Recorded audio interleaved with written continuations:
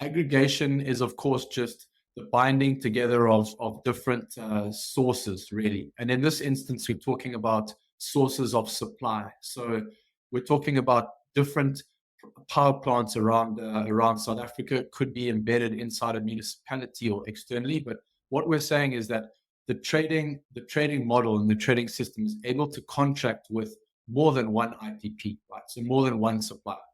Let's take a simple example to keep it, easy for understanding.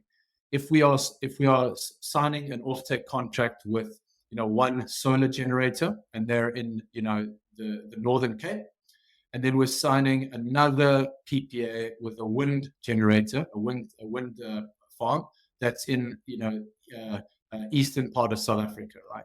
So the Eastern Cape or other. With those two profiles added together, you are obviously creating an aggregate profile, right, of renewable energy. And of course, as last time I checked, and you all know, the wind often blows when the sun's not shining, right? So the renewable profile of solar looks something like this, as you can imagine. Peaks in the middle of the day when the sun's at its highest, and then fades out towards the end of the day. And that's the same thing every single day. Obviously, summer and winter adjustments included. And then, of course, a wind profile is subject to, a very different profile. In fact, in South Africa, many parts of the country, it's actually quite windy at nighttime. So you're getting green, clean and more affordable power that's being generated at the night, outside of hours where the sun is shining, right? So what the trading solution is doing is it's adding those two profiles of green together, if that makes sense. That's a very simplistic example of it, but that is essentially the what's happening.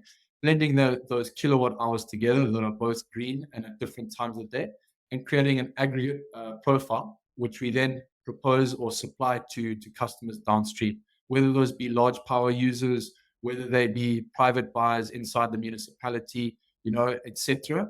But it's giving an access to this more full renewable profile, right? What's called the penetration, actually, in the terminology. So, just to give you some examples, if someone inside a municipality wants a rooftop solar solution, typically you're able to get or achieve what's approximately 20 to 30% renewable penetration for your energy for an on-site solution, right?